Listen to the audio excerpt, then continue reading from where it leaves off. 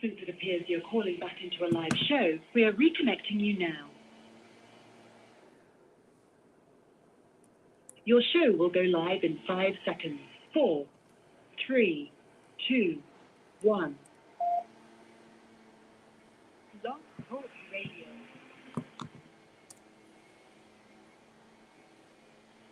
Hi, everyone. I hope you can hear me. How is everyone doing? I don't know why I'm saying so much, but I hope you all can hear me. Good morning and good health and good happy weekend. For those of you that have off, I pray that you take the time to relax and enjoy your day off. All right. For those of you that have to work, I pray that you relax enough to go to work happy. I don't have anything like too crazy to tell you about. No alien sightings, no celestial beings. You know, most times I have some crazy story to tell you, but it's been, a fairly quiet week because I have been isolating myself from Omicron. The cases have risen here in St. Croix, but then they've gone down drastically. So I don't really get it, to be honest with you. We had up to 2,000, and now we're down to 800, I think, and I don't understand such a dip in cases. I don't get it. Or maybe it's, no, I don't know. I get confused on how they're calculating it here in the Virgin Islands. So, because it's kind of wonky, I'm just staying out of Omicron's way. I did go shopping the other day, yesterday, and it was nice to get out and go shopping. But, I just kind of went, didn't talk to anybody, and came home. I had one guy in the supermarket that kept letting people go before me. And then I was like, dude, just check out. But I kind of felt like he was kind of like me, like he needed human interaction. So he was using the supermarket as a way to get it. So he was like, no, you go and you go and you go. And I was like, dude, come on. Like, you go. And he was kind of goofy. And he was like, ooh. I never mind goofy people. I think life is too short to not be goofy. So I think that is everything. No crazy adventures. No talking to the animals. The birds aren't coming in my house right now. I do have a cat that Melissa helped me to name Theodore, and then Theodore brought a baby with him. So now I think Theodore should be named Theodora. I guess. I don't know. In any case, let's bring Melissa on. Let's see if she's got any galactic things to offer up.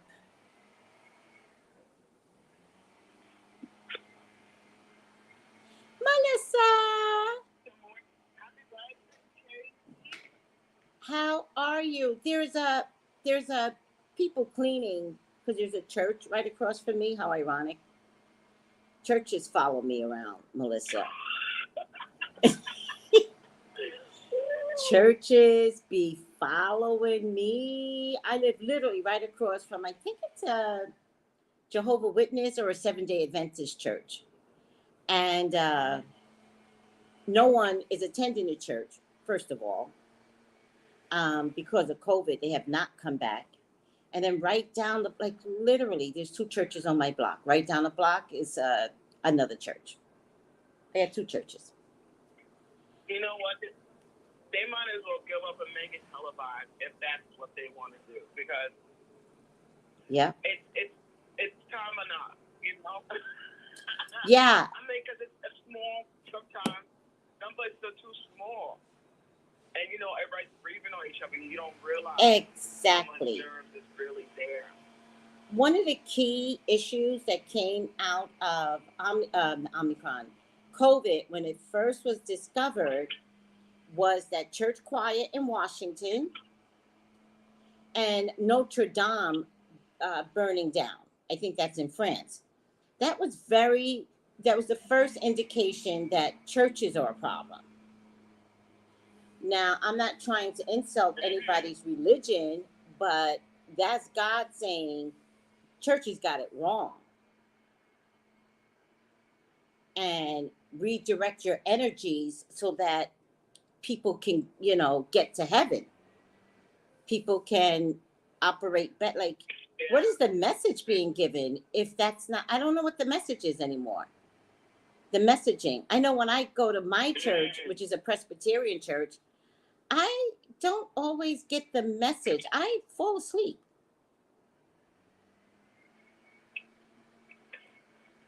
So. You know what? That comes to bring me one time I have to say. Yeah. Where it was my great aunt's funeral. Yeah. And I have to say, because she was a Jehovah's Witness. Yeah.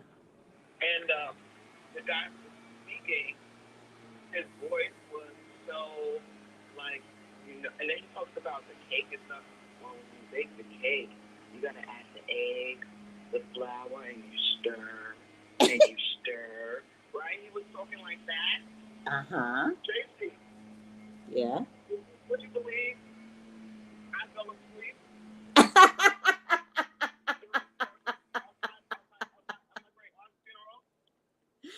Oh my God. It was a couple things that fell asleep. But why was he talking about making a cake? Wait, Melissa. I don't know. You know what happened? I don't understand how at a funeral we're talking about making a cake. I got no idea. He just started talking about how you want to make a cake and how you bake it.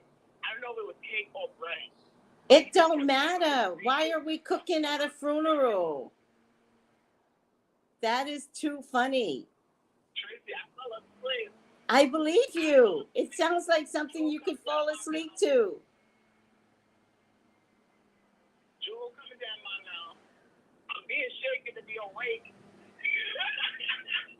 Oh no, that's the worst when somebody has to wake you up.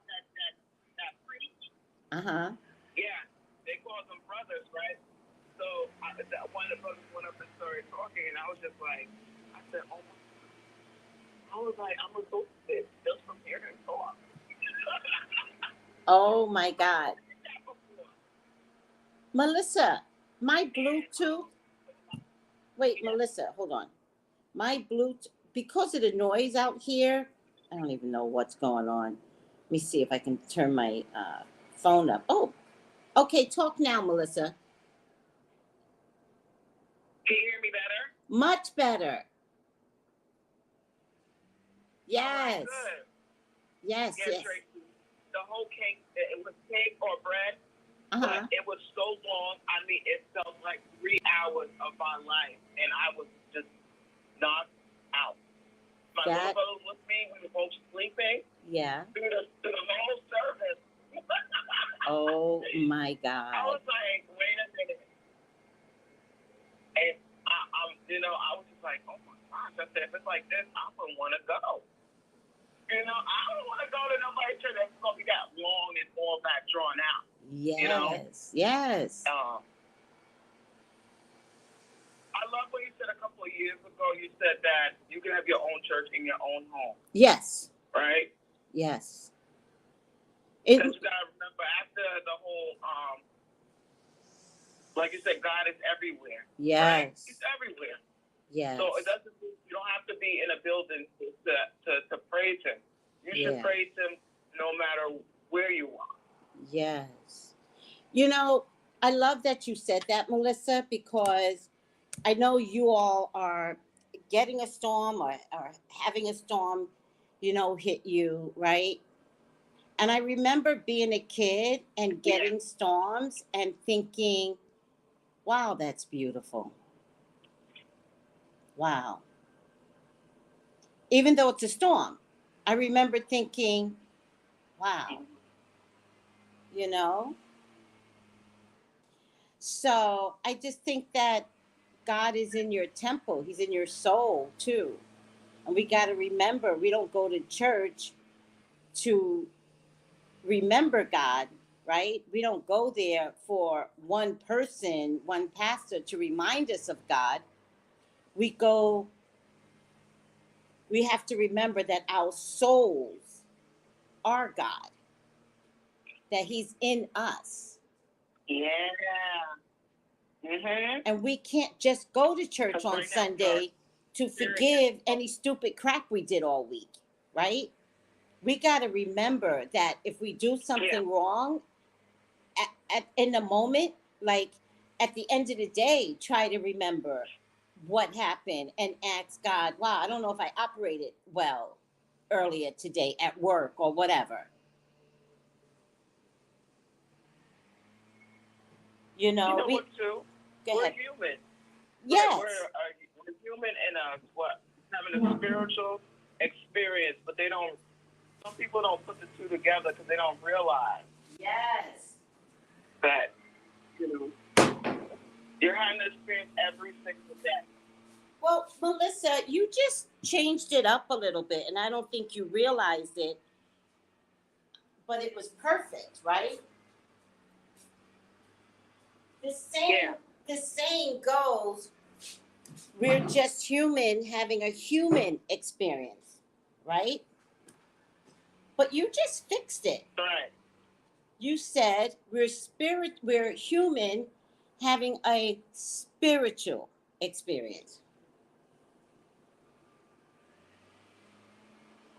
You gotta post that. You gotta post that, Melissa. You gotta post it, because that's really the trick. The trick is, are you having a spiritual experience? Because most people are so worried about being anxious, being angry, fighting with family members, like ready to do battle. But are you spiritual? You got to post that, Melissa. That was beautiful. You fixed it. Wow. If anyone, my gem sisters are listening, can y'all please write it in so I can remember this? Because sometimes, you know what, funny spiritual, but sometimes we don't always supposed to remember it. You know what, Melissa? That happens, like when we do a personal reading. Yeah.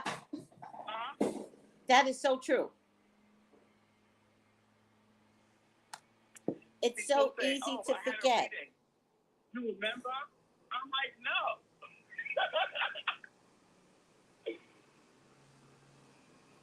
I'm going to put it in. All right, great. Thank you, Tracy. Oh, boy, that was beautiful. I just want to make sure you understand the credit. That's the word of the day.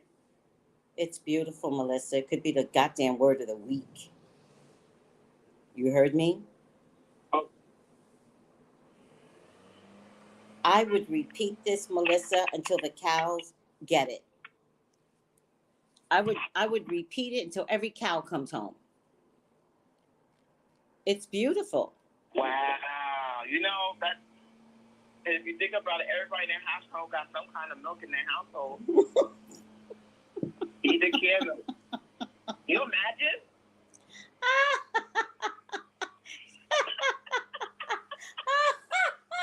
Melissa, I love the way you connect. I love the way you connect the dots. That is hilarious. Melissa, how's your week been? I would say my week was like, it was okay this week. I could definitely say, I don't know. I think sometimes people get petty at work and stuff. They want to do the whole, well, since that person called out, I'm going to call out too. It's just petty stuff. And I'm just like, when they going to get it? Yeah. I said to myself, I do not want to be their age and be sitting there bickering. You want to still be able to move and bend. Because when you can tell the difference between when someone's older than you and they're working. Do you want to look like that later? Ugh. Miserable, uncomfortable. Yes. So I be taking Florida water with me. I be spraying the Florida water on myself. I spray the Florida water on my car and everything. I spray it on my products at work. And then my friend be like, "Oh, you got your water today?" I was like, "Yeah." Yes. And I said, "I'm gonna spray you too. I'm gonna spray everything." I said, "I don't want no negativity around me." I said, "No way, no way." I said, "Listen." My friend said to me, "You know, it's okay to say good morning. It doesn't take too much time out of your day to just say good morning to people." That's right. I told her, I said, "Listen, if I go in a room and I sense that your vibration is going to be it's ready to start, you know, ready to get fighting words or whatever, or I said that you complete, I would say nothing to you. I will go about my business. I realized you do not like silentness." And my friend said to me, "I would never want to be your enemy." She said, "I'll be afraid to be your enemy." Because she was like, "You Leos." She said, "You know, when y'all don't like something, y'all just don't like." Like, I would treat you like you never exist, and people can't handle that. Yeah. They can't handle that. That is such a Leo thing. It's a Leo thing. Oh, it's a Leo thing. Yes, it's a Leo thing. Like to just be like, okay, and just who are you? Who are you? Yeah, like I never heard that name in my life. Yeah. Okay, well we have some breakfast, you know? Yeah. It's so true. It's so true. So true. But I think that brings us. That they don't have babies. Huh? No, you were talking about theirs or having a kitten. You bring babies to your house? He brought a little. I was so disgusted because I was like, if he's bringing kittens, he's gonna bring the whole flock of cats, right? But I also understood what Theodore was doing. Like, come with me. I know how to feed you, right? And here this little. He's just trying to feed his community. I think he's trying to feed his community. Yeah, I think so. Yeah. Sometimes he usually comes around 9 o'clock. So as of lately, I don't see them coming. I just, by the time I close my house down at 11. I open up the door, the food is gone, and that's all I know, right? Lately. One day I didn't put it down at 9, and that's when Theodore brought the cat, the little kitten. Oh, so he's telling you when you don't bring, he's like, well, when you don't bring the food out on time, my people don't get to eat. I guess so. That's a good point. I didn't think of it that way, Melissa. Maybe. Yeah. And, but I just want to get back to you, and you're saying, you're human. We're all human. You are human having a spiritual experience. I just want to give you credit for going to work and spraying yourself down and preparing, Melissa, for a spiritual day, and knowing that you're working around people that aren't spiritual, but you have a building full of old people that's got one foot on the earth and one foot in heaven. Yeah, you know what? I heard you talk about. I don't know. I think it was you that talked about like I don't know. Maybe I heard this because I heard it in my mind about that. You know, I feel like when they're in nursing homes and stuff, it's like it's the waiting room to heaven. Yeah. But no, I wouldn't want to tell anybody that because they might freak people out. But it's like, you know, I feel like it's the waiting room to go to heaven. So it's like you're there with them. Damn, Melissa. Like they're not counting what time they're gonna go. Right, but it's still a waiting room. Well, I say sometimes family feels like that. Yeah, but it's a waiting room. A waiting room to heaven. That is crazy, Melissa. Melissa, I think I'm going to switch rooms because God knows how long. Can you hear me? Yeah, I can hear you. But do you hear the buzzing? And I'm like, yeah, everyone else can hear me. You don't hear no buzzing? It's all right. I'm leaving. They can keep. Yeah. Yeah, I'm a come. Yeah, it's a way to have that. So I think everybody's gonna feel more like just know when you step in a place like that, just knowing like that's a waiting room. It's like they're more. You think about it, they're more closer to go to heaven than we are, right? Yes. When you go in that type of environment, yeah.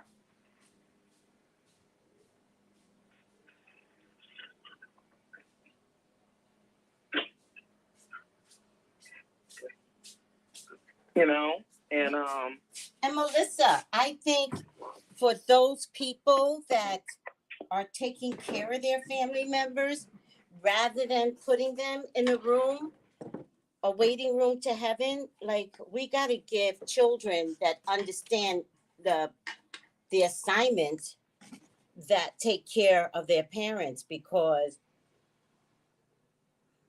to abandon your family member to just visits on holidays, that's bullshit. And I'm not talking about, please forgive me everyone, I'm talking about it being bullshit.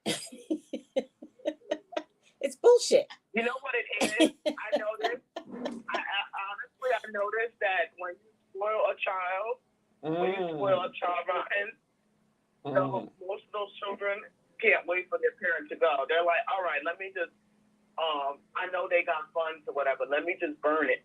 You got to have everything in writing of how you want your funds to be used. Because your children will go and tear up your money. Yeah. And when you go, they'll be like, oh, the money's gone, so we're just waiting for her to go. We're waiting, like, and when it was time, my dad. Those be the children that did not visit. Yeah. Huh? Yeah. When it was time, my dad.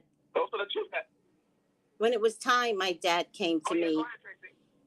Thank you, sweetie. When it was time, my dad came to me and he said, he kind of asked, kind of didn't ask, but he said, can I come live with you? And without hesitation, I said yes. And because I said yes, he didn't budge. Like, he's a Taurus, so Tauruses like need to line up their steps, right?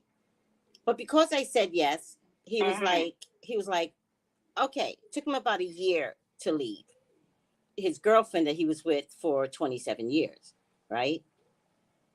And I didn't even ask him any questions. And I'm like, why are you leaving her, dad? Blah, blah, blah, blah. I just said yes, right? I'm not trying to judge who he is. I already know who he is. He showed my mama who he was, and he's about to show this girlfriend who he is, right? But he was my dad. Mm-hmm. And so when he said, can I come live with you? I was like, sure. Right? And let me tell you something, Melissa. Right. I was never short of funds, never short of companionship, never short of funny. Like, the man was funny. He was hilarious.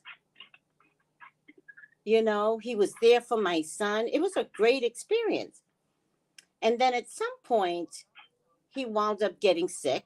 This is years later. He might have stayed with me for like 10 years. And we were just about to put him in a nursing facility because he could no longer walk. And my dad was he looked like Buddha, like a samurai, like what do you call the wrestlers, samurai wrestler? My dad was big boned. The sumo wrestler. The what? The sumo wrestler? Yes. My dad was a big dude, right? And so when I used to go to the hospital, if you guys don't know this, but when I used to go to the hospital, I saw purple growing up his legs. And I knew it was death. Wow. Yeah. I knew it was death. And they said, you know, he can't walk. So, and I knew the purple was going to keep growing up his leg, right? Death was like there, right? Although I didn't acknowledge the death. Spiritually, I saw it. And then my human side, like, ignored it. It's so funny what your mind doesn't let you acknowledge, right? And so they came to my sister and I. My sister's older, so she's the one that makes the core decisions. Like, and they came to my sister and I, and they're like, we need to put him in a facility, but he has to transfer over all of his income. And this guy got military income, pension income, railroad income, and Social Security income. This man was not broke ever. And they said all of it has to get transferred over. And my sister came to me and she was like, that's bullshit. And I was like, it is. But can you take care of him in this state? Just to have his money coming to your house? I was like, this is what his pension was made for. So we're going to take his pension, and we're going to make him comfortable. We're not going to steal his pension. We're going to use it and let people that, so if we have to sign the whole damn thing over, we got to do it, right? Well, child, my dad must have heard us. My dad must have heard us because he died. He was like, nope, nope, nope, nope.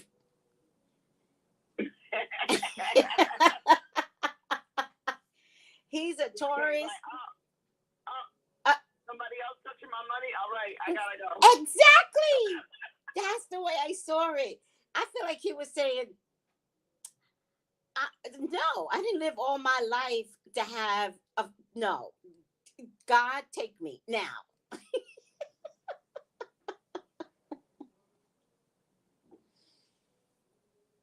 Too funny. Wow, I just feel like he was pleaded. You know what, too? It just makes me feel like he was like, God, listen, I got what I got out of it. I'm out. I'm out. Let's go. Wow. Yes. And that is really, that is so cool to know like that. Mm-hmm. Hold on a second. I just want to answer this text message. Okay. And with the day that he actually died, you know, this is all in hindsight, Melissa, you know, in a moment, it's very hard to process that your dad is dying, right? And so I'm going to the hospital, you know, after work every day. I'm sitting with him till, you know, closing time. People were going during the day, but I went after work. And so I would go and I'd be like, hey, Dad, what's going on? He says, they're coming to get me. And I was like, who? And he goes, Tracy, they're coming to get me. And I was like, oh, hell no. Oh, hell no. Who's coming to get you? You know, my dad said the Grim Reaper. No way. Yes. Yes. He said they were cloaked over. They had these long staffs.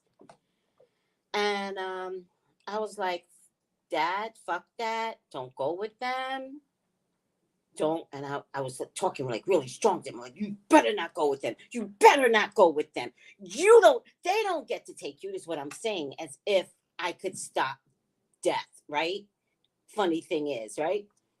And so I go to visit him for the next few days, and I said, Dad, did they come? He goes, yep.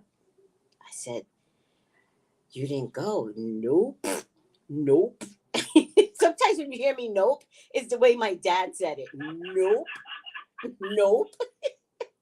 And I would sit back, and I didn't know at the time I carried spiritual power. And so I would sit back and I'd go, good. Not recognizing that I was carrying spiritual power against death. But I would sit back kind of cocky and I'd go, good. And this went on for about a week. And then my son got an acting job with Whoopi Goldberg. She had had a television series. They chose him. Clear across town. We live in Staten Island. This was in Queens, the studio, right? Mm-hmm. And it wasn't until, because notice the power I was yielding. I was literally stopping my dad from going home. And so God gave me a job. God was like, hey, I'm going to give your son a job because you're interfering, right? And when he went to give him a like you wanted to distract you. He had to get rid of me. God had to distract me, right? And so my sister was there. Yeah. And my sister has insight with numbers, which that's how her and my dad connected. And she said to my dad, it's okay to go.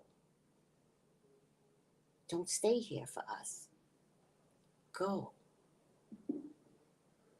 And he does, right? Because remember, I was like, nope. And in hindsight, I'm always like, wow, God, wow. Like, who was I to stop your plan? But I saw myself empowering my dad to not go home.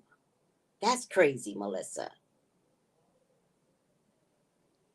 Well, I don't think that's crazy because I think people do that all the time and say, don't leave me yet. I want you to stay a little bit longer. Just a little bit longer. You know? And some people don't get to be in the same. Sometimes I realize, I don't know why, but some people don't want you to see them pass. They want to leave the room. Melissa. Or be far away. Absolutely. Melissa. Absolutely. They choose how they want to pass. My mom did not want any of us there. My special needs sister was the last to get there. I came in from California. She came in from upstate New York near Albany, right? We sat around. Yeah. We sat around her bed. And my brother, who's so smart, and he knew to take care of Tony. And he goes, Tony, ask mom questions. And Tony said, are you going to be okay? I don't know what machine jerked my mom's head. Her head jerked, yes. And my brother was like, Tony, mom said yes. And I was sitting there going, oh, shit. Now, my dad had already died. I'm already a psychic. But this was ridiculous, right? And my brother said, ask her another question. Ask her another question. And Tony said, are you going to die? And my mom jerked her head, yes. And there was one more question. I believe it was about heaven. Like, are you going to heaven or something like that? My mom jerked her head, yes. We're all in tears now. We can't believe this is happening, right? Tony's the only one that's not crying. And she is a crier. She's a Cancer. She cries on a dime. We're all in tears because we can't believe this interaction Tony's having with our mom, right? And she looks at all of us in tears. We're like belligerent. She looks at all of us. She goes, Mom's going to be okay. let's go eat. It's when we went to go eat. Wow. My mama died. Mm-hmm. Mm-hmm. Yeah. By the time we got back to the hospital, she had already passed. They were already, packaging up the body, to go to the morgue and for the final look. Mm-hmm. You had a grandmama that just died. Wow. What was that experience? How did what method did your grandmama use to die? Oh, my grandma. Yeah. Well, when my grandma before my grandma had, I was telling my grandma had told me that, she wants me to take care of the family. Like, she basically just gave me the torch over, right? And That's right. I remember that. when my grandma, before my grandma had passed, I remember, I think I seen her because I used to go on the weekend.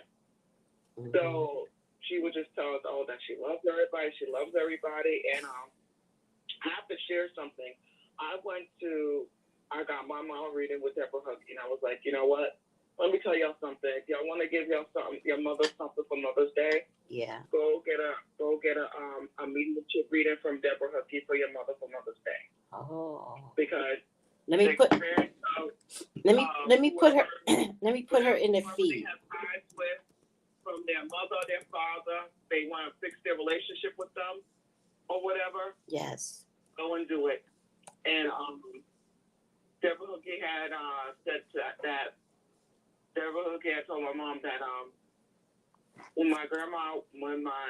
when it's time for my grandma to go, yeah, that's not her time yet, so she thinks she wants to go. But she said when she does go, and this was last year, I think, when she does go, that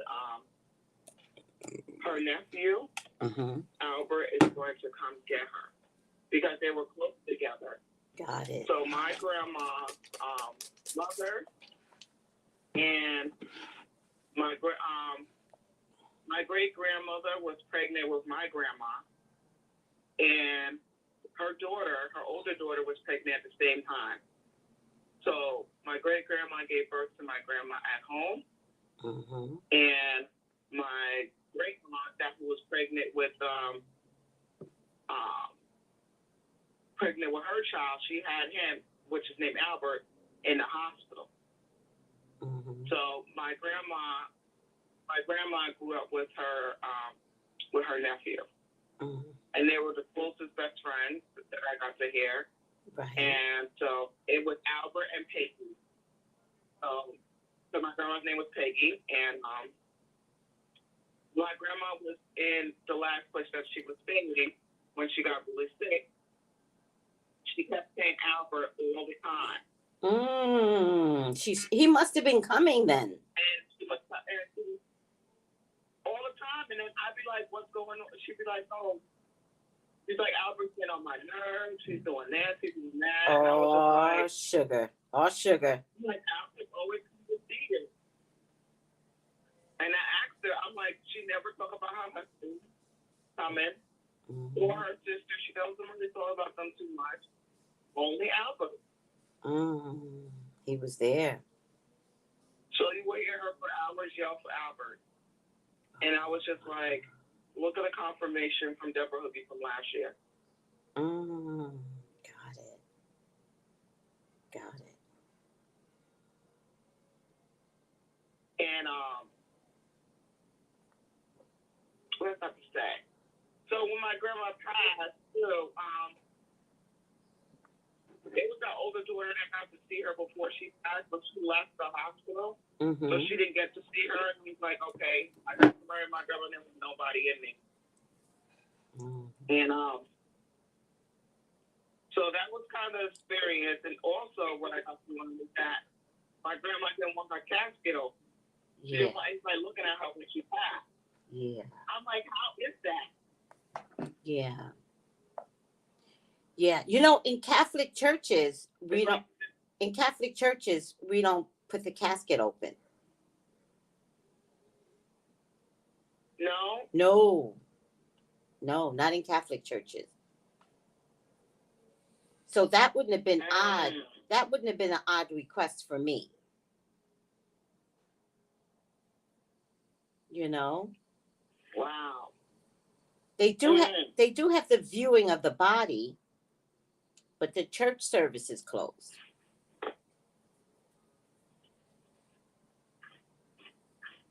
So, my family, like the ones that wanted the viewing, got the viewing for a little bit, like 30 minutes.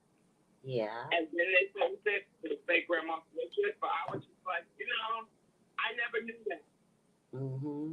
So it's always good to just make sure you have everything written down on how you want things to go. Yes. If you're someone that wants your funeral big, you better write it down. But make sure you got the funds for it. Exactly.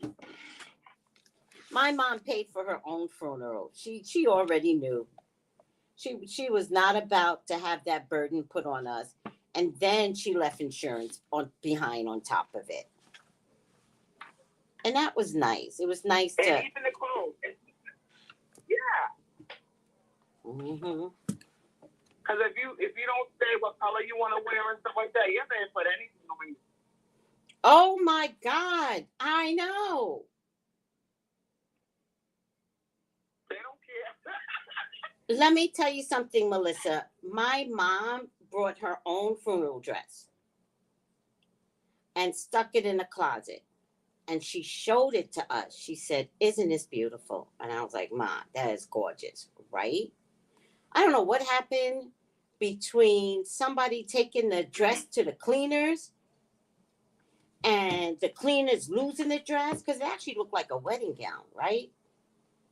The cleaners either stole the dress or something, right? So my mom gives me a call and she goes, "I can't believe they stole my funeral dress." I was like, "What?" So before she died, she said, "I only trust you, Tracey, to dress me." And she said, "I want to be dressed in white." And I said, "Ma, I got you." Right? Not thinking that she was going to die. She was just, she was preparing and she lost a beautiful dress. And she was like, "Let me tell you something. When she died, I went and got her a wedding gown." You like, wedding gown. So she be ready for what she got to go see the husband. She like, look at me. Let me tell you something, Melissa. I went to Macy's and got my mama a wedding gown. She said white. Then she's going out in style. It was sequenced and pearled up, and it was beautiful. And the only thing that made me mad is that the crust of the wedding gown was from the waist below. And I didn't understand that. So when we had an open casket, you could only see the top and above. And I was like, "Oh, hell no. This dress is beautiful. Open up the second half. This dress is beautiful. We're going to showcase this dress."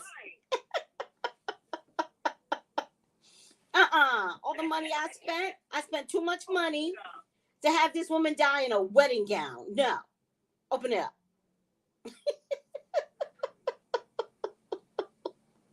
I love that. Yeah. Mm-hmm. And she didn't choose a wedding gown for herself, but it was just a beautiful white gown. And let me tell you something. The cleaner stole it. We already know it.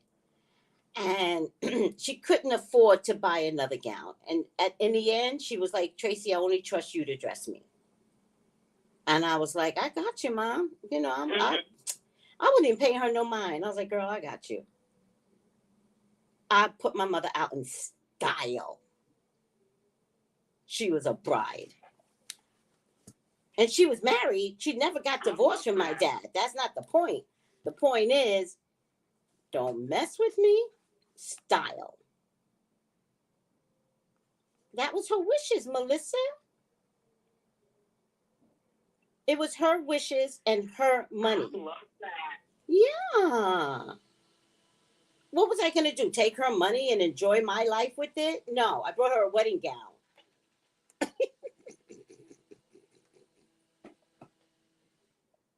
you know what? I mean, just to know that she got to go out in style is just really beautiful. Mm-hmm. You know, like I said, some people just put on anything like, oh, well, let's go find something in her closet. Mm-hmm. No, go get out. You know, everybody get brand new clothes for the, everybody goes out to go buy brand new clothes to wear to go to the funeral in, right? Yes. Make sure your loved one has a brand new one. That's right. I agree. Yeah. That birth and that death, it's meaningful. And I also believe like the death gives you peace when it happens well. Right? You know what? I agree with you. Yep. I had an experience of a cousin of mine had passed away a couple of years ago, but I was maybe a teenager when she passed. No, I was in middle school or something like that when she passed away. And she died very young. She died in her early 20s. She was like off and on, you know, with happened like with drugs and stuff, but she was, you know, always trying to get herself together, which she was. Mm-hmm. And she passed away young, and her family couldn't afford a funeral and stuff like that, so they did a night viewing, which I never went to before, but we went to the viewing at night. And they put a wig on her. She has beautiful hair, Tracy. Like she has like baby soft hair. Doesn't even need a wig. They put a wig on her. They put some drugs on her. I was like, I don't like this drug, you know. And then they did the whole cremation, and I was just like, that night, me and my great aunt, we both woke up and we said, I had a nightmare about her. She's like, me too. I was like, what? I was like, I think that, like, you know, some people become very unhappy of how things went. Yeah. You know? Yeah. I think, like, why was this like this? It was just, and then, you know what, too, the funeral felt so dark in there. I don't know, but that's what feeling it gave me. But I never had experience where you wake up and you both have bad nightmares. I don't even know what time it was, but I woke up, my great aunt woke up, and I said, I had a bad nightmare about my cousin. She's like, me too, I had a bad nightmare. So I agree with you when they're not settled. Yeah. Yeah. Ooh, also, one of our group mates, Sandra, I don't know if you saw the post, but I think it's her sister-in-law or her cousin that passed away. Did you notice in the post? Oh, I seen the picture this morning. Yes. I seen a little bit this morning. The picture of her cousin, the sister looked very beautiful. Gorgeous. Gorgeous young woman. Gorgeous, yeah. But just didn't wake up. They don't know what happened. And Sandra doesn't have to tell me. What happened? That's what happened with my cousin. The one that passed from the drug thing. Well, you know, she was off and on with it. Yeah. But she died in her sleep. Yep. And now you tell me this one died in her sleep. So, okay. Wow. And nowadays, that's hard. Nowadays, because of the COVID, they don't do autopsies. And if you want to pay for an autopsy, it usually costs you about $8,000. Wow. That's crazy. So I just want to give my, you know, since we're talking about death. And, you know, Melissa, thank you. Let's normalize talking about death and dying. Like, thank you for being so freely moving with the conversation. Yeah. Thank you. So let's just put our hearts and condolences out to Sandra, who is going through a lot right now.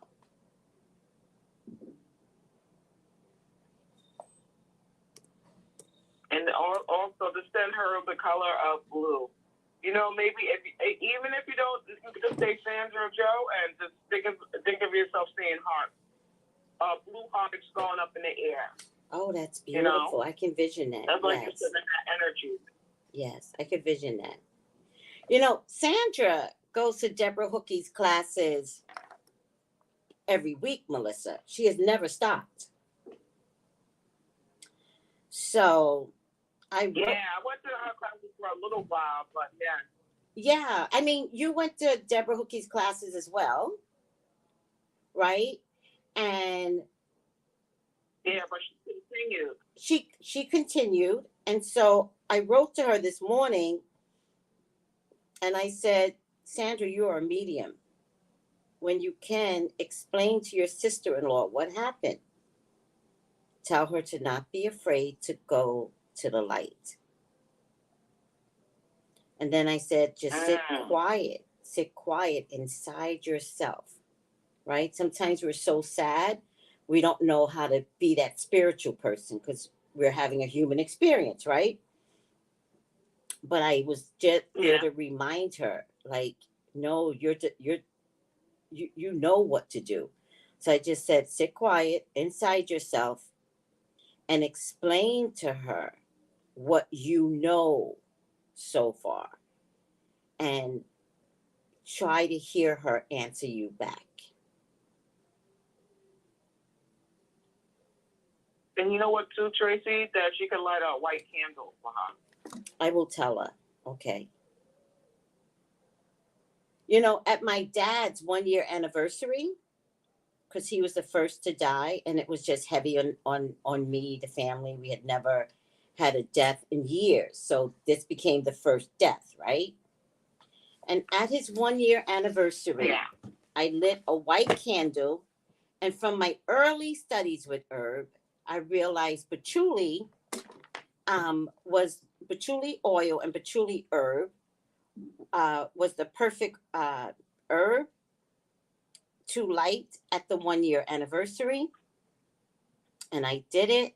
And let me see, Melissa, what patchouli means. Hold on. I'm going to look in my, I got this spiritual book that I'm making. So I had the patchouli herb, but I just you talking about the patchouli. Mm-hmm. I have it, but I never used it yet.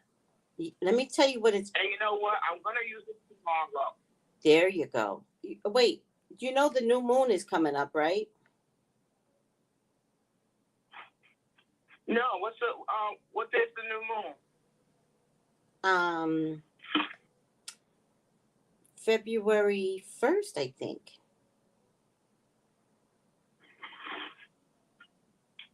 All right. Hold on a second, Melissa. Patchouli. Used in spells, put in sachets, baths, and mixtures for money and love. Patchouli? Money and love. Put in your wallet or purse to draw money. Place in your charm, or use the incense for fertility. That's good to know. Helps to ground you and bring your conscious back to the physical level. Burn to bring business growth. Child, I did not know that. Oh, wow. You know what, too? That's like going back to burning the ancestor money. You can burn some ancestor money, mm-hmm. and you can use the patchouli. So I'm going to do that tomorrow because tomorrow my daughter will be 8 years old. But yes! my little angel baby will be 8 years old tomorrow. I saw you post that. And, number 8's a good number, right? That's infinity. Yes. So definitely I'm going to use the patchouli tomorrow. And I'm going to use some red roses. Uh-huh. The dry bud. I'm going to use that tomorrow. So I love that you brought up patchouli. So now I know what to do because when my daughter first passed, the year after my daughter had passed, Tracy was telling me, make sure you light a candle for her birthday. So we've been doing a whole light a candle for her birthday every year. Wow. And we have birthday cake on her birthday. And, you know, we'll get together and watch like a movie or something like that. So that's what we normally do for her birthday every year. And for her passing, I just don't work on her. On the day that she passed, I just don't work at all. I stay home or I do something because I'm occupied. Yeah. So because she stayed to her birthday in January and she passed in February. Melissa, did you see Encanto yet? Did you see the Disney movie Encanto? Encanto? Yes. Oh. Yes, I've seen it on Christmas Day. Oh. That's a beautiful movie. It's such a beautiful movie. Maybe Melissa might want to see it again tomorrow. Oh. Or the I'm movie. I'm gonna definitely do something like that. Or reinvest in the movie Soul tomorrow. See if any messages come through. Maybe the movie Soul. I never seen that. You never saw Soul? No. Oh, hell no. Oh, girl, watch Soul with Melissa tomorrow. Girl. That movie is everything. Girl, watch Soul with Melissa tomorrow. You both are gonna love it. Wow. I'm gonna put that on tomorrow. You have to. It's amazing. That is one of the most amazing movies ever.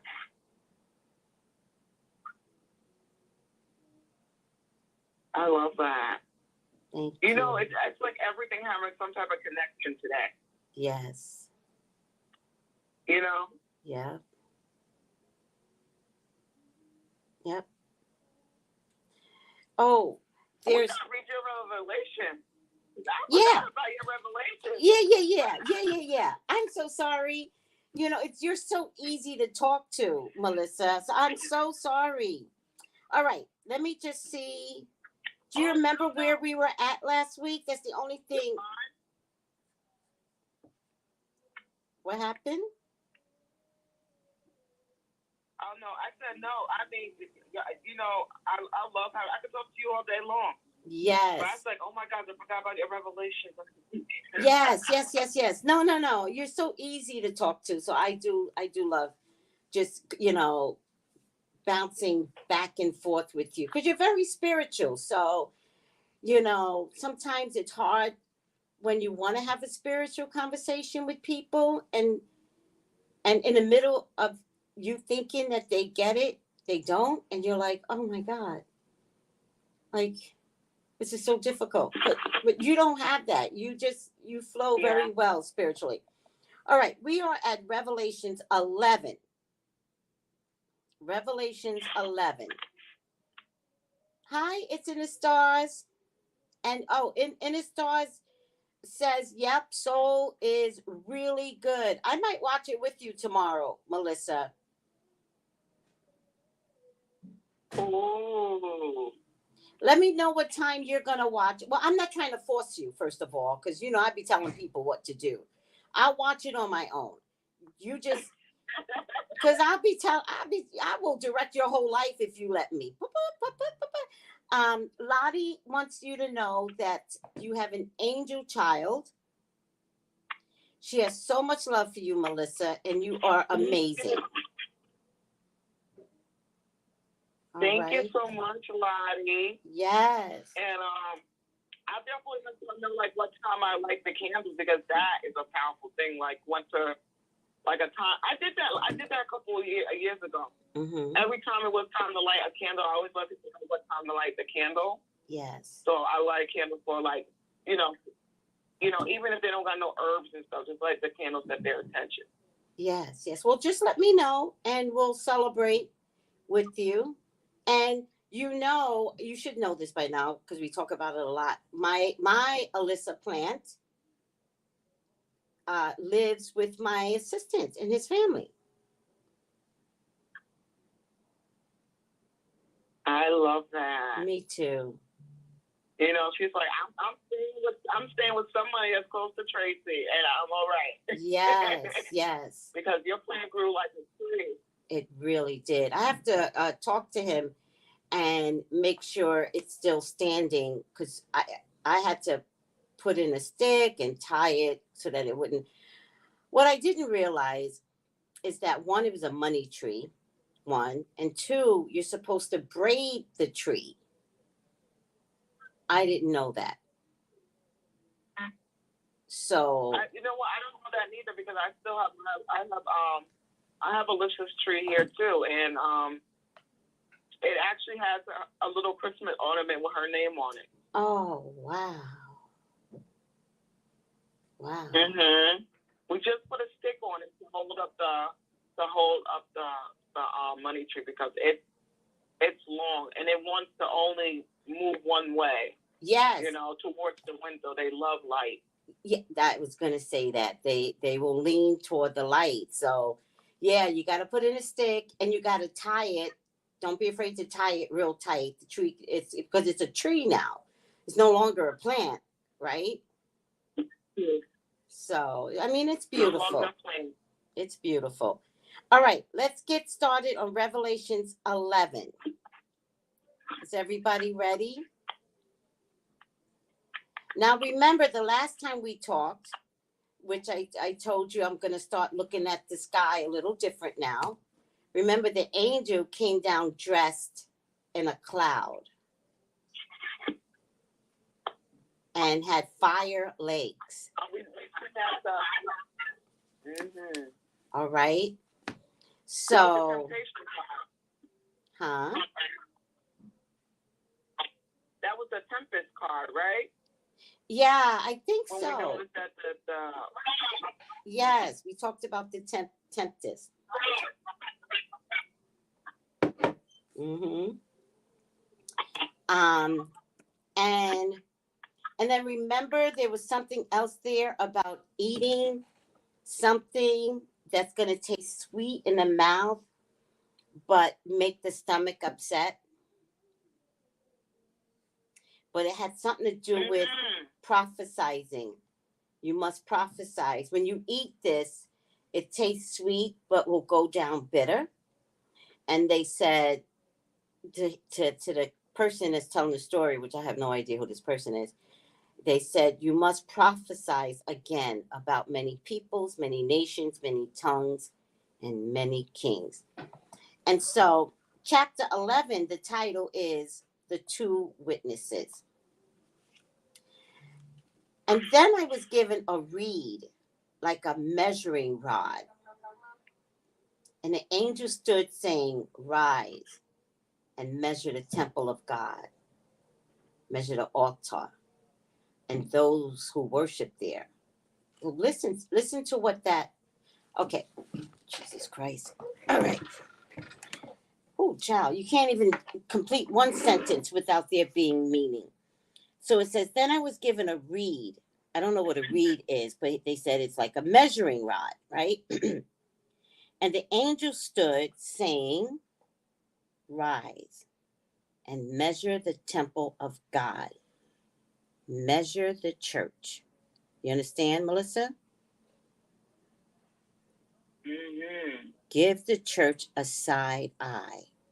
Measure it. Right? And then it said, right? And then it said, measure the altar. Now, the altar, technically, the technicality of the altar is where the pastor stands. In Jewish temple, if I'm not mistaken, please forgive me if I'm wrong, their altar has the Torah. That's their altar. But for most churches, the altar is the pulpit. All right. And God says, measure the altar and measure those who worship there. So you see what's happening here? You know what, too? What's up? I'm being shown a measuring cup. Mm-hmm. And you know what? Like each place, if you use the measuring cup, it will show you whose level is everybody's on. That's the When measure. you're pouring, you imagine you have to measure out. That's it. You imagine you have to measure out everybody's place of prayer in a building. Yes. Yes. So It wouldn't add up. And I find it interesting that, remember, this is one part of the Bible pastors won't preach, right? And I'm finding it interesting that there's somewhere here in the Bible where God says, is that church really okay? Did you really look at it? Did you really measure it? Did you look at their altar and see what they do with that altar? Do you really look at the people that attend, like measure them, right? Like, do you really want to be a part of a church that doesn't let the gays in? Seriously? That hasn't grown Do you up? really want to be part of a church that has slumlords? Exactly. Slumlords are church people too. Do you really want that? Exactly. Do you really want to be at a church with a pastor who's married, who'll sleep with the whole congregation? Measure. Would you really want a pastor Mm-hmm. Would you really want someone that takes those takes that money that you pour in the basket every week? Do you really think they're gonna do good? Yeah. How about getting somebody that I never hear nobody talk about they get people jobs in their community. If you're measured right, get people jobs, get people a place to live. You know? Yeah. Help when people get education. I never hear nobody say, I never hear a pastor talk about how he paid for college education for people. You ever hear that? I want to be fair to my church. I don't think, this isn't my Presbyterian church, this was my Baptist church. I can't say no, but I also can't say they paid for 4 years. I can say that they, said this is $1,000 toward your first year of college. I can't say that they paid $10,000 for somebody's dorm. So I guess the answer to that. So it's out to be like that. It's like a Band-Aid. No, we care. So, but I can't say that they've gone above and beyond to make sure someone in a community is resting well just on education, not on all the external stuff that makes it difficult to be educated. Yeah. So I have to say, technically no. And technically, I have seen them say, so-and-so got into this college and we're going to give her $500. Like, and it's like, what? That's good. And yet, in the same token, you have to be like grateful, right? Like you can't say anything to a church member because you'll be like, just $500? Like, oh, Tracey, you don't know how to be grateful. Oh, no, I do. I do. But I happen to know what the church collects every Sunday. I happen to know what the church collects every Wednesday, Like, it's like, no, all right, fine. I guess I'm not being grateful. And you just learn to shut up because they have a way of beating you down with their own church words. So, they have a way of making you feel bad about questioning just $500. like measuring it out to you to be like, well, we gave you this, you know. Look at the word that you use, measure. Right. Measure. Mm-hmm. Right. So I just think it's interesting, guys, when I'm reading the Bible, there's these things that's showing up now in Revelation. Things are showing up, and I'm like, wow. Like there's something in the Bible literally says, measure the temple of God. That's church. Measure the altar. The other thing I want to point out to you, Melissa, I don't know how other churches do it, but I think if I remember correctly, in the Catholic Church, you very mindful how you cross the altar. You're not just supposed to walk all willy-nilly on the altar, right? That if you want to get to the other side, you go behind the altar to get to the other side. You don't just walk up to the altar from the left and have to go clear across the right and be disrespectful.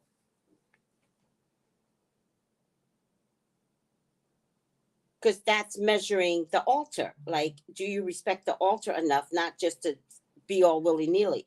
And in some televangelist church, I just see people walking across the church as the preacher's preaching. I thought it was disrespectful, but, you know, I'm just saying that's a measure. But everybody's different. And the measurements don't come out equal because everybody's doing something different. Yes, it doesn't come out equal. Okay, let's get back. The angel stood saying, rise and measure the temple of God, measure the altar, and measure those who worship there. But leave out the court, which is outside the temple, and do not measure it, for it has been given to the Gentiles. And they will tread the holy city underfoot for 42 months. And I will give my power to my 2 witnesses, and they will prophesy 1,260 days in sackcloth. These are the 2 olive trees and the 2 lampstands standing before the God of the earth. And if anyone wants to harm them, fire proceeds from their mouth and devours their enemies. And if anyone wants to harm them, he must be killed in this manner. These have power to shut heaven so that no rain falls in the days of their prophecy. And they have power over waters to turn them to blood, and to strike the earth with all the plagues as often as they desire.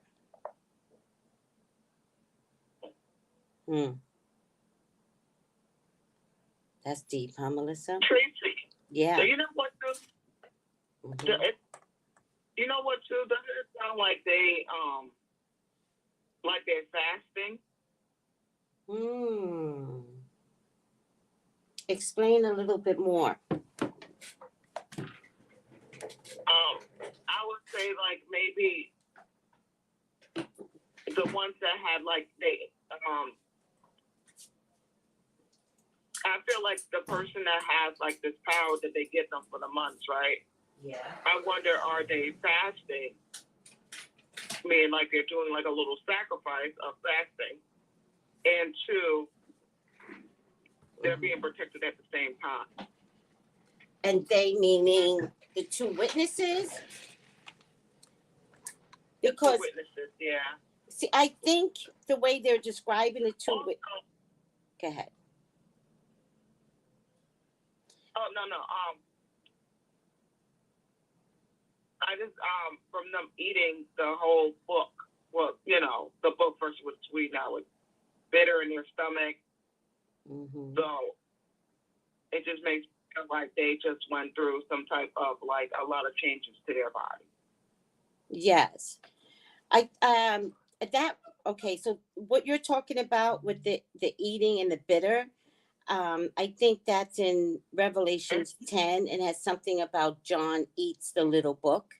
This little book, it's a book of knowledge, right? And so he eats this little book of knowledge, and it tastes sweet, but it's bitter. But God said, like, you have to eat it to prophesy, right? And the part that we're reading right now is another entities. Like every time I read something, it's like these new entities keep showing up. And chapter 11 is about these two witnesses, right? And so when we get to the first part about, then I was given a measuring rod, right? And the angel stood and said, rise and measure the temple, measure the altar, measure those that eat in it. And he says, for some reason, he goes, but leave out the court, which is outside the temple. So that's the steps leading up to the church. He goes, do not measure it, for it has been given to the Gentiles, and they will tread the holy city underfoot for 42 months. And I think there's a different measure for Gentiles and the Jews. That's what I think is happening here, right? That the Jews got a lot more education, but the Gentiles are just coming in, just acknowledging. So I feel like God is saying, give the Gentiles some wiggle room to grow.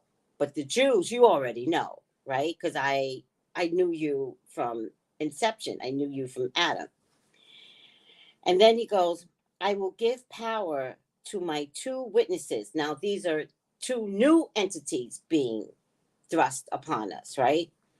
And they will prophesy 1,260 days in sackcloth. And these are two olive trees and two lampstands standing before the God of the earth. So I don't know if they're disguised as olive trees, disguised as lampstands. Do you know what I mean? Like, is the tree a witness? Right? Is it disguised? I mean, because we're talking about God, we're talking about galactic energy, right? And we're talking about magical properties. And so are the two witnesses a tree, right? So, Melissa, when we go outside, could a tree be God, listening to our every word? And sometimes when we're having bad thoughts, it's kind of like, no, the tree heard you. Do you understand what I'm trying to say? Yeah, I totally understand, because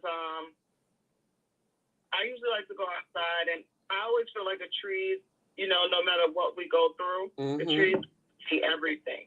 Right? They see everything, they hear everything. And I always felt like the trunks of the tree, I always felt like those were like sending out like messages. Like almost like electricity type of way.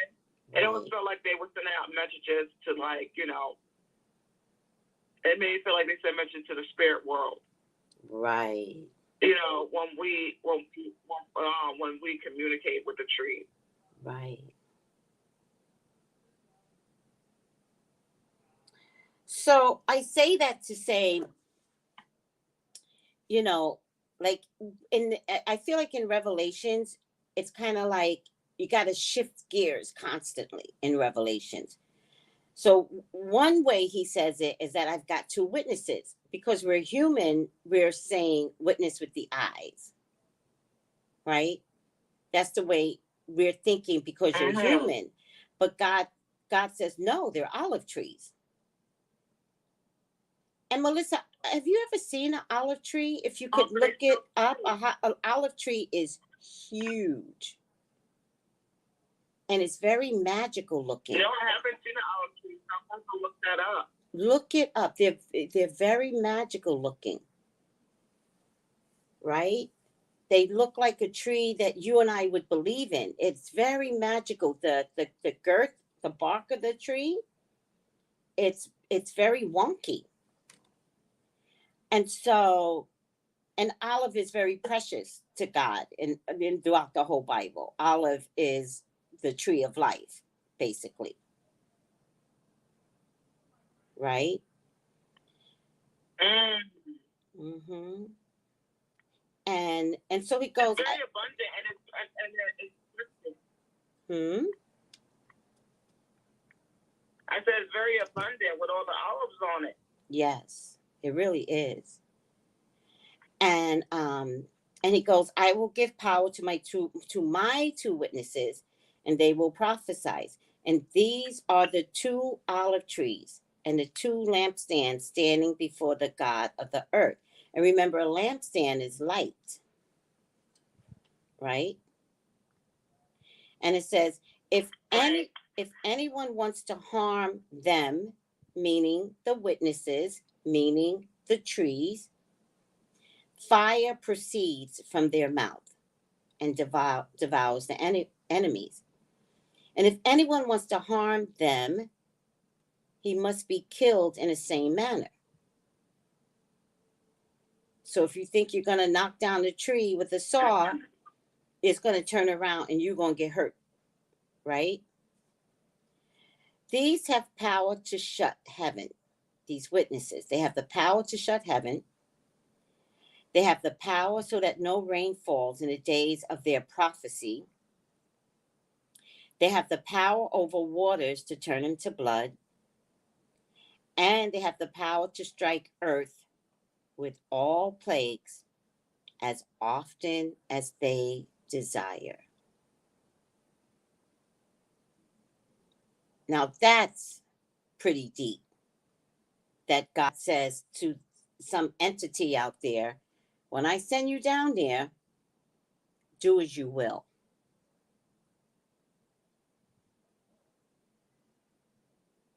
Right? Which it's like a tall order. Yeah, which always brings me back to COVID, right? Because you remember, Right. Melissa, we had the Spanish flu in the 1800s. It never metamorphosized into anything other than just the Spanish flu. But this COVID, it keeps coming back to plague us. It keeps showing up in different forms. It keeps attacking us. And that just brings me back to these witnesses where God says, I give you permission to strike the earth with all the plagues as often as they desired.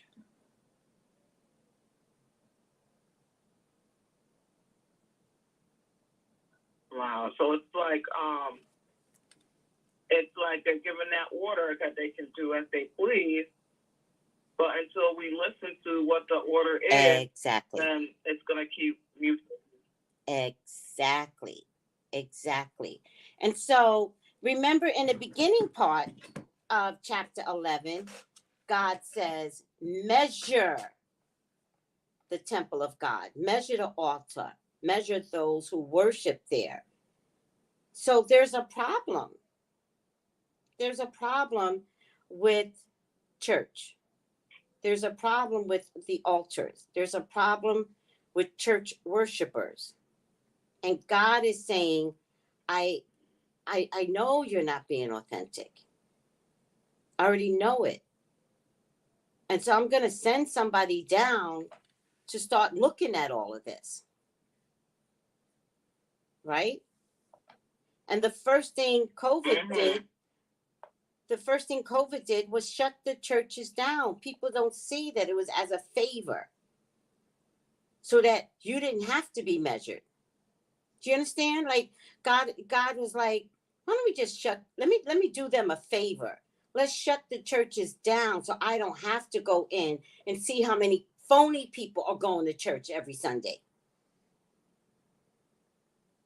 Like it was a favor. He wanted to, like, he can't tolerate it no more. He couldn't tolerate it because God didn't want to see it anymore. So he shut it down, right? But I just think it's interesting that in shutting it down, nobody got it, right? Remember, all anybody ever wanted to do was go to church, right? So they made churches in parking lots. They made churches, they kept going to church instead of respecting the plague. right? Church is not in God. Church is in the It's a plague. culture. Church is in the plague too. It's not just in church. The plague is church. The plague is God. And people were missing it. Go ahead, Melissa. I'm sorry. I get very heated. Sorry. I was just saying that even though during the COVID, they still was trying to be, like you said, like in the parking lot, still trying to have services, even if everybody couldn't go inside. Right. And they don't realize when that time everybody's supposed to stay home. They And didn't stay home. and Melissa, think about it. You're fighting hard to be a part of a system, church, and yet we were okay with letting George Floyd die in our public eye. Do you understand? That was the same year. Shut the church down and let's watch George Floyd die. And right after George Floyd died, remember all these people that kept fighting to get back into church was now fighting and showing they're ugly. The disparity in I'm a church goer, but yeah, I can't participate in a church kind of way. Equality. Do you see how this makes no sense now? Oh, I definitely see it. And how sad it is? And that God is like, I'm a witness to everything that you're doing. Like, I'm the olive tree. I'm the oak tree. I'm the palm tree. Like, I see you. And so let me shut down the churches to give you an opportunity to see yourselves. And I think we just got worse, Melissa. It did get worse. Yeah. It did get worse. Yeah. It did. And just to know, like the eyes of the olive tree is God. That's deep. That's deep. That is so deep. Make you really appreciate trees more. Ah. You imagine if the trees, nobody realizes that God is the tree. Ah. It makes people really think about cutting down a tree. You know, and it brings me back to my Alyssa plant, right? Was she just a plant? Yeah. Or was she listening?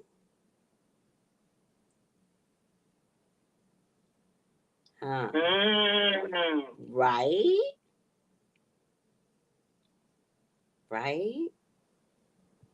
That's true, yeah. What if spirit jumps in trees? Because that's a life force, right? That's a life force. They're grounded. Yeah. And they see everything. And hear. So if you think about not only do they see, but they hear everything. Yes. Yeah. Yes. Yeah. And maybe somewhere along the way, maybe I knew that somewhere along the way. Maybe I knew that. Maybe when I went to go feed the Alyssa plant, I like to call it the Alyssa plant. Maybe when I went to go feed her, I'm like, oh my God, how did I let you get this dry? We're going to eat right now. Right? I'm talking to the plant like I would talk to a dog or a cat.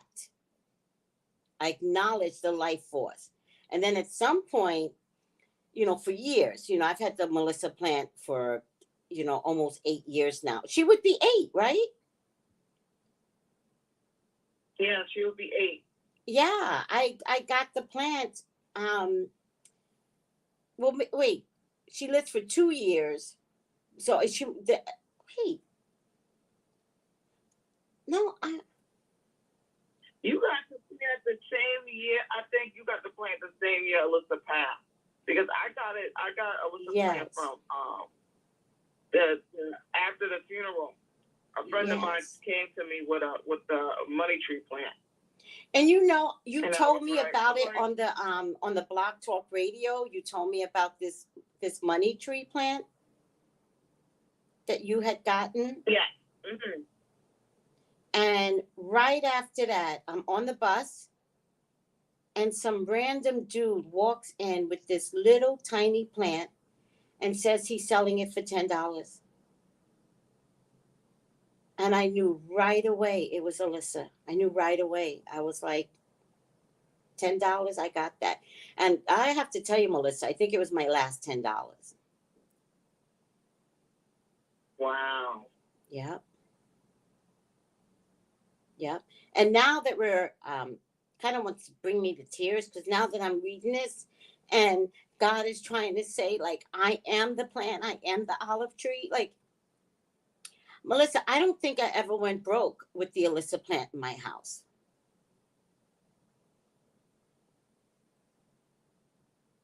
That's beautiful. And Yeah, you know what, yeah. too? When you was talking,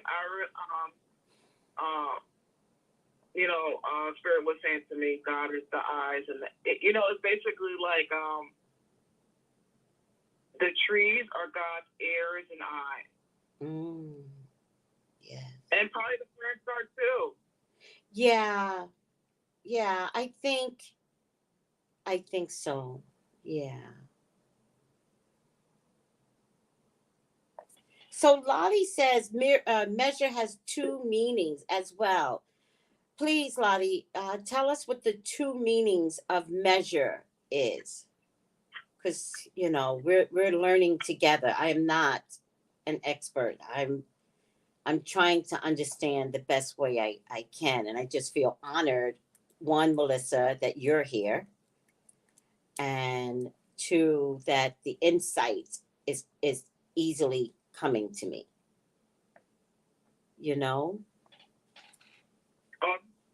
Yeah. You know what? Just to know, like, roots have some meaning to it because it's like in depth. The roots are like the seed turns into roots, right? So it's almost like a birth. Yes, absolutely. Yes.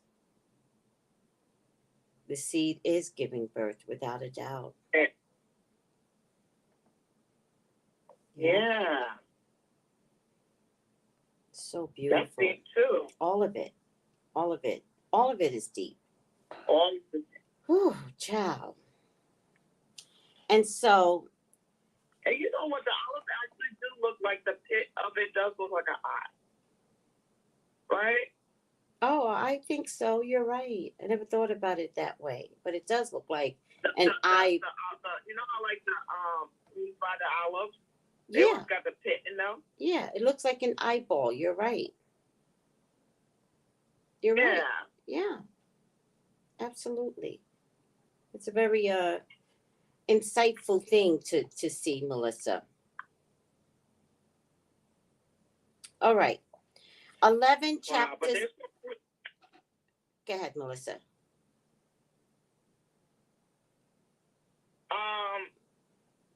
What I was about to say to you.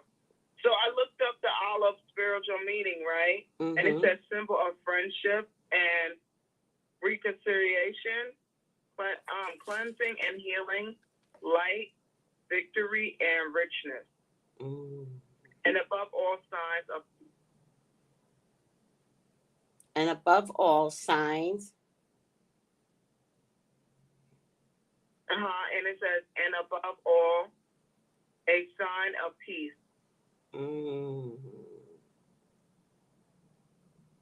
Wow.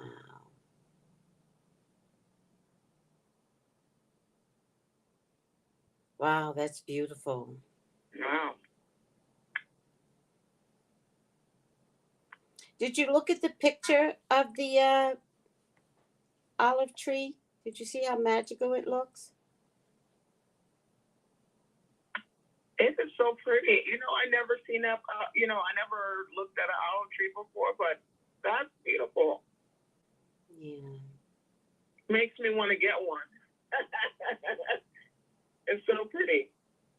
So I'm going to take a picture of this olive tree and show everyone, because olive trees, to me, when we talk about the tree of life, right? I think when we're talking about the tree of life, I think we're talking about the olive tree. And it's such a magical, experience to look upon an olive tree. But let me just send this to my iPad, and then I want everyone to take a look at it with me. Well, that's not the best one. Let me try something else, Melissa. Delete this. It's not the best one. Very awkward. Oh, this is a good one. Very awkward olive trees. Oh, this might be a good one. I'm gonna show you something. Olive trees have these little holes in them, and it looks like we're little mystical, magical entities could live. I'm gonna show you something. This is a good one, Melissa. I wouldn't be surprised if there's fairies in there. Who knows? Well, that's what I mean. Yes, that's what I mean. Fairies. Yes. When you get off the show, I'm just gonna send it to you. What am I thinking? I'll just send it to you. Because I want you to see what I'm gonna show everyone else. Melissa, do you know how many clients I have named Melissa? Like 25. How many what? Clients I have named Melissa. Oh, yeah? Like 25. Seriously. In my phone? Mm-hmm. I love that. Thank you. Wait, why are we not working? Hold on.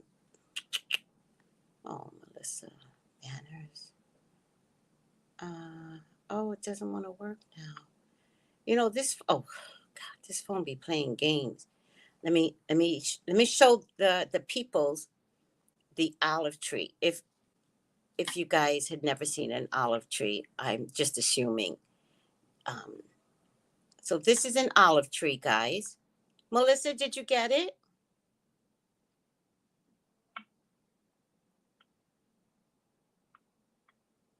And oh yeah, I got it. An olive tree is where a whole bunch of little critters could live. It has holes throughout its whole bark. And look at the twists and turns of an olive tree. Look how magical that looks. And you're right. You got a good picture. Isn't that a good picture? And look how big it is. And look at the hanging branches. The olives are so low hanging down. And so beautiful. You know, Melissa, the complex that I came from, I didn't know what an olive tree looked like. And I lived on the second floor. And when you come down, I didn't know what an olive tree looked like, right? And so I go to Jerusalem, right, and they have nothing but olive trees. And when I looked at the olive tree in Jerusalem, I was like, oh my God, I have an olive tree facing me in my courtyard, in my complex that I came from. And let me tell you, Melissa, by the time I left, because the olive tree has holes in it, right? But it grows. It grows at the same time, right? By the time I left, the olive tree had the shape of a penis in it. True story. Wow. True story. You know what? This one that you have here, the picture, I see like two hands twisted, like they're going together, like a twist. Yes. And you can actually see people's faces. Yes. In these holes. Okay, so let me tell you something, Melissa. The olive tree, I believe, don't go by me, I believe it's the main tree in Israel, right? And then they have something called limestone. And if you remember, Melissa, one of my limestones was made in the shape of a bee, because you said that. The limestone also looks like they have faces in them, much like the olive tree. It's such a weird thing that goes on.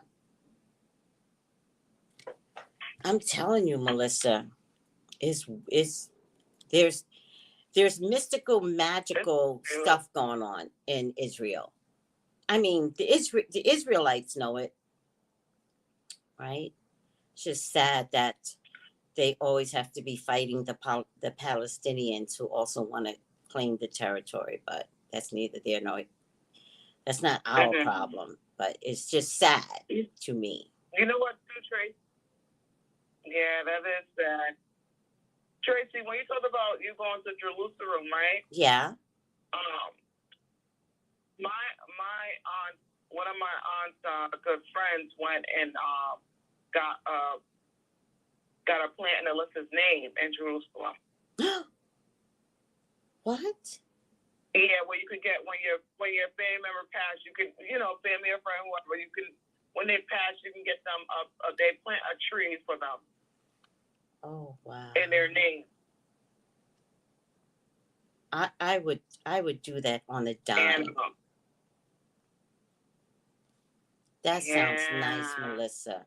So I'm going to send you this picture. This is limestone in Jerusalem, which very much looks like this tree.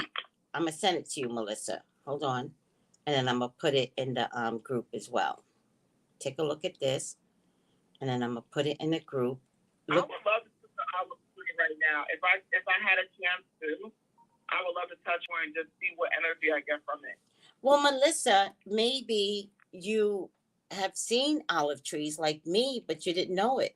So be on the lookout for an olive tree.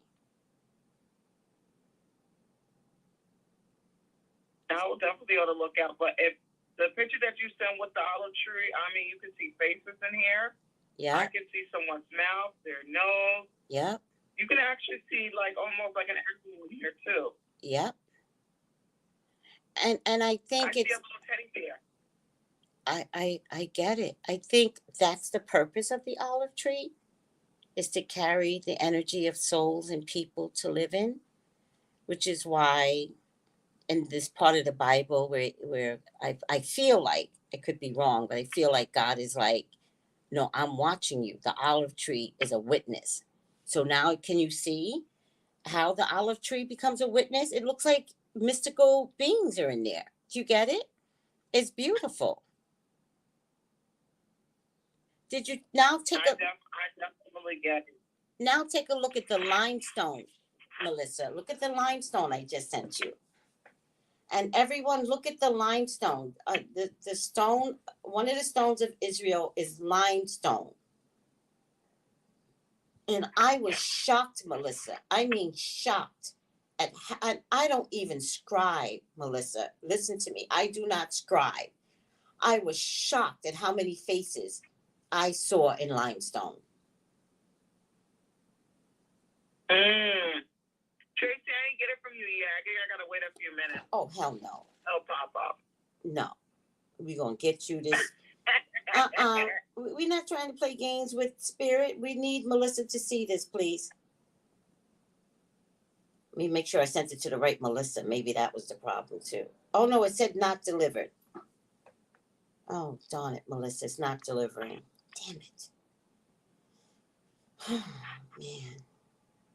Oh, it should have gone through.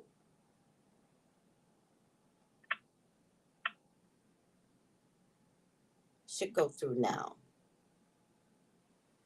Oh, no. Oh, yeah. It's coming through now. Something's coming. Oh, yeah. Look. Oh, I remember when you sent me this. Do you remember? Because I was shocked at yes, and it has faces in here. Look at the faces. One on top of the other. It looked like skeleton faces. But to me, it looked like souls. It does. You know what, too? I looked it up a long time ago, but they talked about how, like, giants turned into stones and the trees and stuff like that. I mean...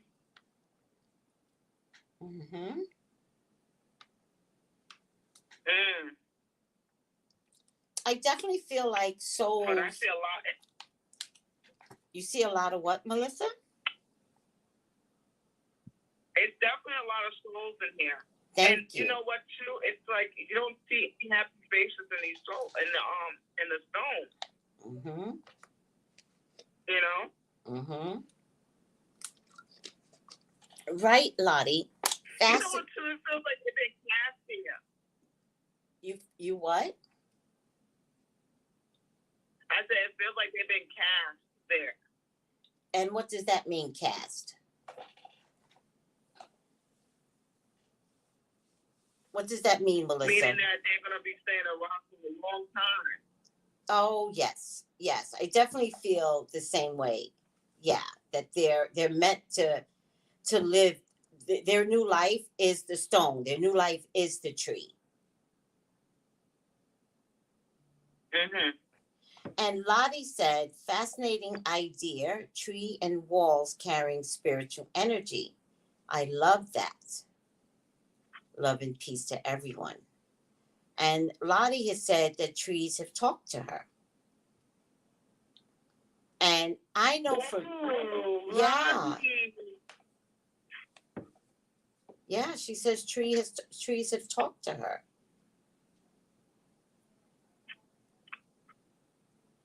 And you know, Lottie, they did a study on plants, right? Your household plants. And they did a study where you can actually see plants talking to each other. There's this measure. Again, we're back to the word measure, where they have measured that how alive plants are. Yeah.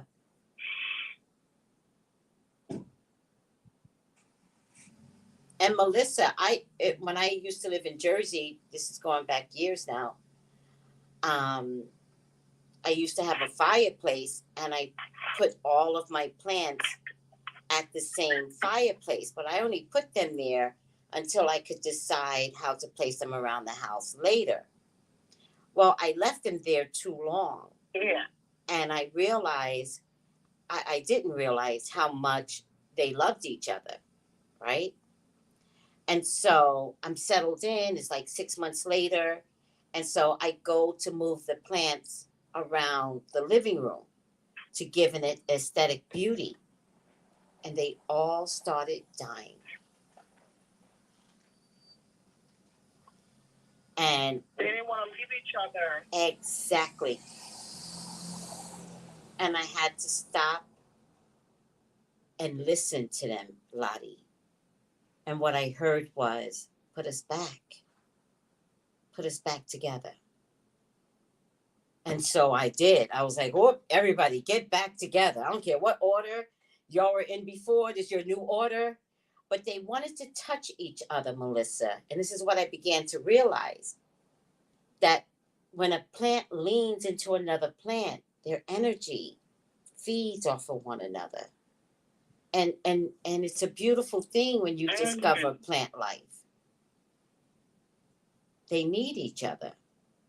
And it makes sense, right? When you go to the forest, a forest isn't one tree by itself. A forest is a bunch of trees getting together to grow in one space. And notice how the forest never chokes on one another. They don't try to kill one another. No one tries to be better than the other. No, it's like they thrive together. Yes. Mm-hmm. Mm-hmm. Yeah. Wow. And even if a tree dies, you're right.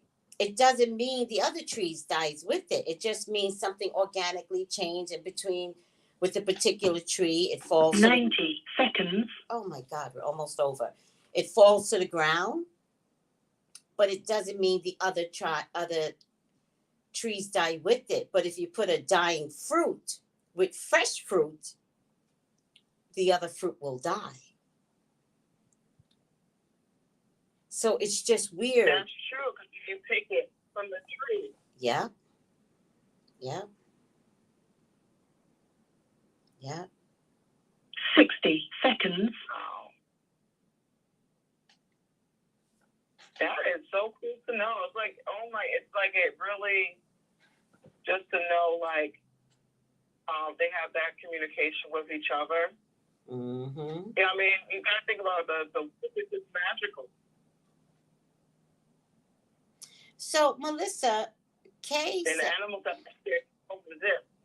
Melissa, Kay says, and Kay, if you could tell us at what point, because you posted this at 11:56. So if you could tell us at what point to look out for it. But Kay says her daughter, meaning Alyssa, your daughter, is 7 years old. While talking, if you play it back, 10 seconds. a voice says, "Hey." It was while you were speaking. Oh, Mm-hmm. magical. I know always my little I always know that Alyssa, always does messages all the time. Mm-hmm. So I am not surprised, but thank you. That is beautiful.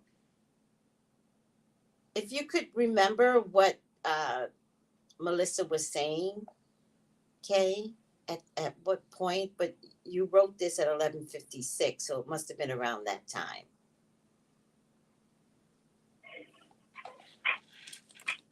That's so beautiful. We gotta look up the angel number 1156 too. Oh, look it up. What is it?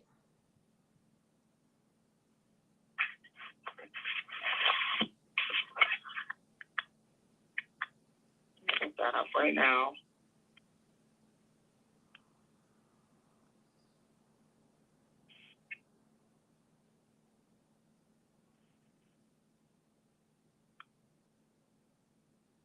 Okay, for 1156, the angel number is.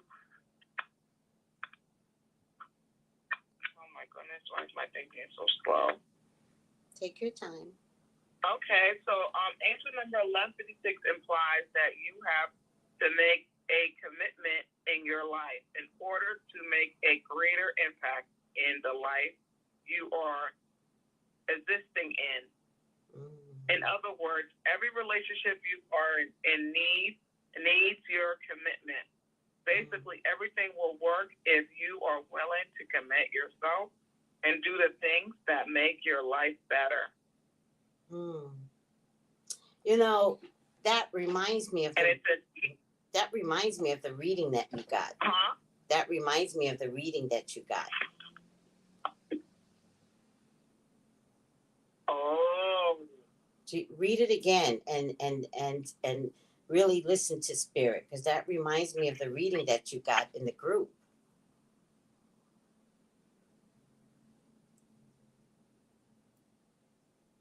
A greater impact in your life. That's deep.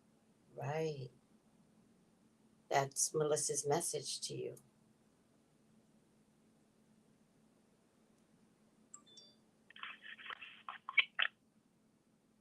I love that. I'm gonna put that on my screenshot for my phone.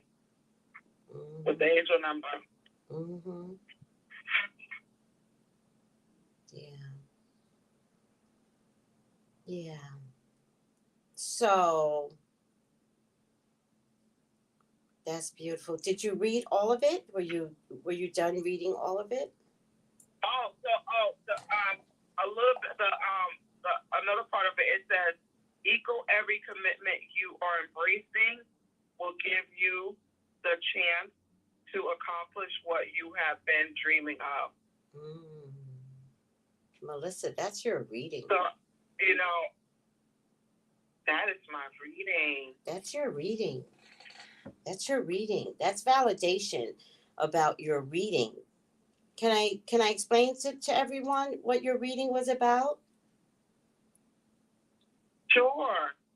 So in group, everyone, we give readings on each other to practice developing our skills in tarot cards, oracle cards, and all that good stuff. And right now, today, we have some of the best readers. Like, I don't know who's out there in the world, but these people that are about to jump ship and do their job, like the best is coming out of this group, right? And they're about to present themselves to you all, right? Melissa, of course, have stepped out quicker than the others, and she has navigated her way into, you know, her radio show and doing readings, and effectively, because I listened to your show, Melissa, effectively people saying how much they love you, how good you are. They give you validations when they call back.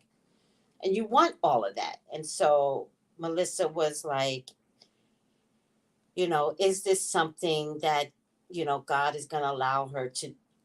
That wasn't a question, actually. It wasn't the direct question, but what came out of it was like, you're going to be the most amazing reader out there. Like, this is who you are. Spirit wanted to validate, this is your direction. Like, make sure you go into this direction. Because Melissa was thinking about something else, and everybody that read Melissa was like, no, you're spiritual. Make sure you stay focused. You know, reading people is going to be your gift. The spiritual world is going to be your gift. And so when Kay mentioned your daughter is 7 years old, while talking, if you play it back, a voice said, hey, it was while she was speaking. And because Melissa has insight, I kept telling Kay, you said it at 11:56. So when was it? Melissa heard 11:56 because she has the extra part of that special gift. She's not longer a human being. She understands the spiritual aspect of me having to say over and over again, 11:56, Kay, you know, we're at that point. But Melissa heard it. So she looked up 11:56, and how Melissa described it, to me, it sounded just like your reading, and it sounded like validation for you. And it sounds like Melissa is like, Ma, let's do this. I'm going to be right there beside you.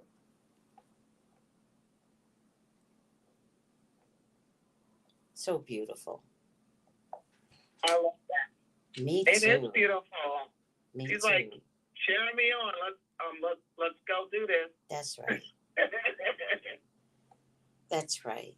So beautiful. And even more important, like, it's her birthday celebration. So, you know, she's able to come through the portal and just participate in the feed and get through to you. So I love spirit energy. Hey, Melissa, Alyssa, hey to you too. I know you're talking to your mama, but I'm just going to be like behind your mama saying hey, because you're an amazing little being. Mm-hmm. You will always be alive. Always. You will always be alive. Your mama has made sure that she always speaks on you. So thanks for showing up.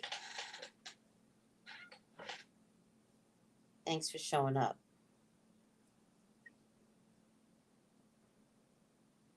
No, she'll come visit you. Because I know you'd be like, who be touching my stuff in here?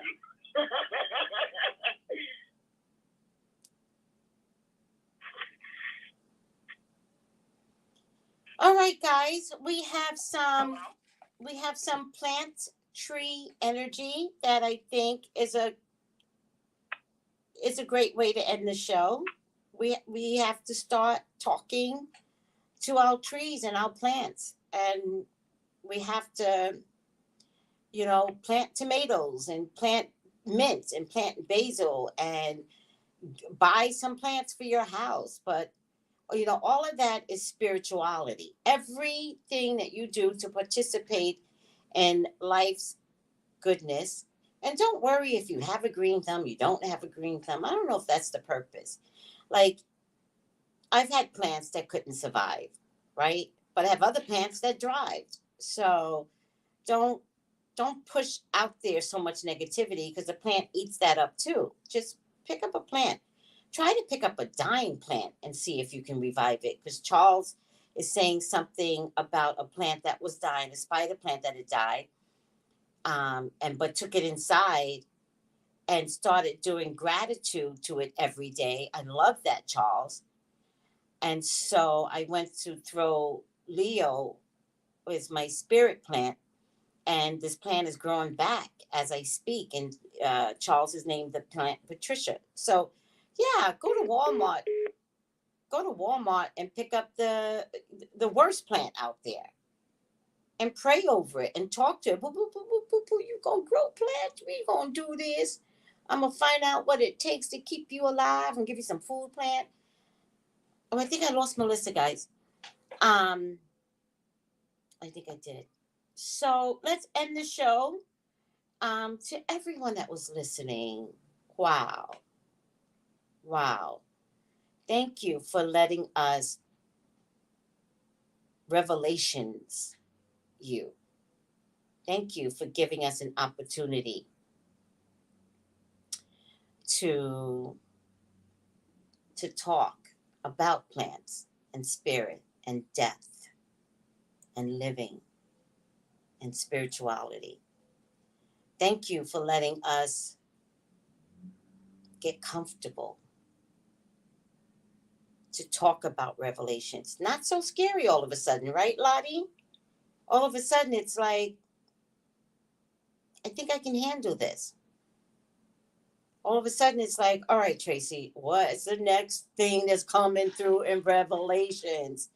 It's kind of something to look forward to now, because our souls are prepared to listen. Revelations is to be listened. Hi, Melissa. I know we got disconnected. I was just saying, Melissa, thank you for coming on the show, talking about Alyssa, talking about death. I didn't even understand the conversation of death, but I must have felt it because it's Alyssa's birthday. But I didn't put two and two together. Thank you for having such a strong maternal spirit to sit with your experience with Alyssa. You are powerful, Melissa. You are powerful. You are powerful. It's 11:11 right now, Charles is saying. And Lottie says, when we break it down, it all changes, and we discuss as a team like trees in a wood. Oh, look at that. I was saying, Melissa, I was thanking everyone to allow to revolutionize life.